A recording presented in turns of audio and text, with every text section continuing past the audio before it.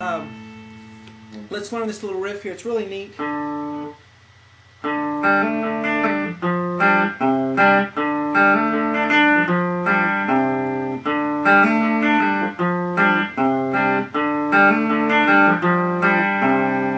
just the first little riff there. I don't have any distortion on. I'm just playing clean here. And of course you can put a little bit of distortion on it. It really makes it sound cool if it breaks up a little bit, the sound. But not too much, okay, on this riff. Now, let's start with the left hand here. It's sort of a D chord form. It's really a D5 chord. And all that means is we don't have the third of the chord. There's no F sharp in it. We're going to have second fret here on the G string. Now the G string is the third one up from the floor. You have high E, B, and then G. So that's the string we want right there. We want second fret. Okay, if you know what a D chord is, this will be familiar to you.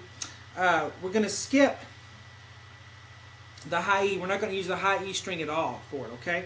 So the next string we're going to use is the B string, which is the string right next to the G string towards the floor. All right, so on the B string, we want to put our ring finger of our left hand in the third fret. Okay, so we have second fret G, and we have third fret B string. All right? Now, what we're going to do first with our pick, we're going to pick the open D string. The D string is the third string down from the ceiling. 1, 2, 3 is the D string. We're going to pick it open. Okay?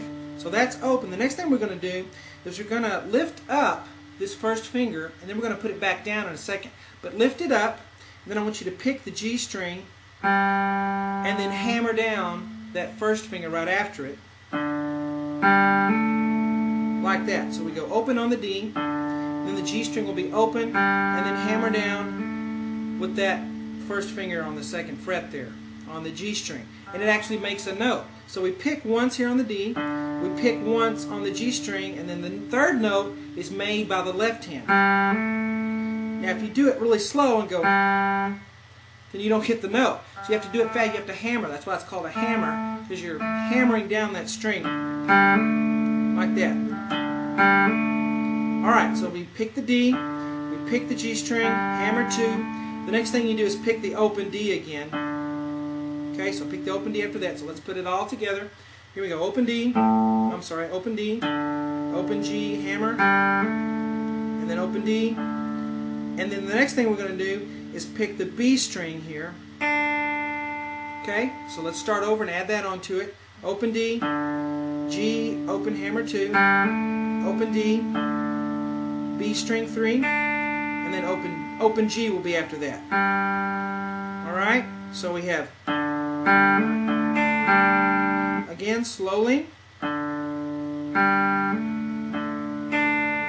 that's the rhythm. Bum, bum, bum, bum, bum, bum. You want to let the strings ring. If you don't let them ring, you're going to lose that real cool sound that comes with it. And you kind of cut that one off when you go. You can mute that a little bit. Just a little bit right at the end. Now, the next thing you're going to do is we're going to take our middle finger now and put it on the third fret of the D string. The D string, again, is the third string from the ceiling. And we're going to use our middle finger, put it on the third fret. But we're going to leave our ring finger where it is. Okay? Leave your ring finger where it is. Now you're ready for this next part. Pick the D string. It's on 3, so pick it. And then do the, let's see, let me make sure what I'm doing. Okay. We pick the D string on 3. Now we're going to pick the open G, so don't touch the G. Make sure it doesn't sound like this.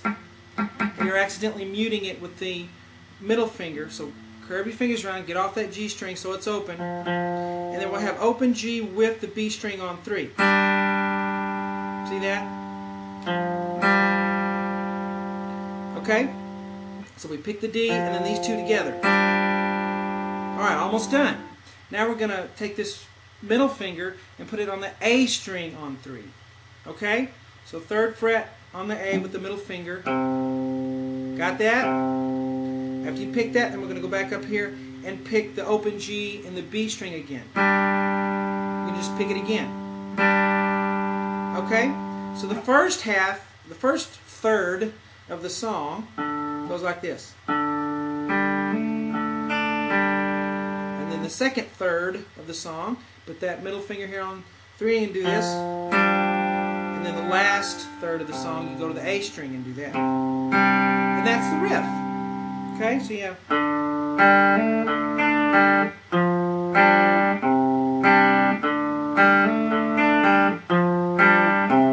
Now he does it in groups of 2, and when you do it the second time of each group, he just stops on the A with a 3 and doesn't pick the B, the G and the B again. Okay, he just stops on it. So the first time of each group, the second time, you just hold that 3 there on the A. Now, as far as the picking goes, see, I do a down pick. Let me go through it to make sure what I do. Okay, when you're picking, you want to make use of upstrokes as well as downstrokes. Don't just pick everything down.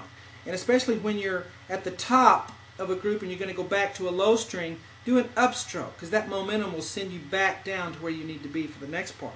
So I pick down, and then I'm going to do an up pick on the G, and then a downstroke on the D, and then an upstroke on the on the B string, and then a downstroke on the G. So I'm just kind of alternating up and down. And those last 4 I just do all downs on. But in most of your strokes, when you're picking, will be downs, of course.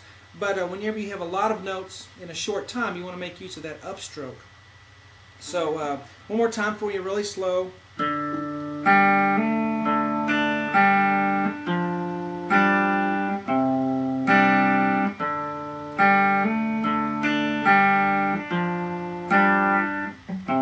of course, you'll pick down here. I just do it up here so you can see easier.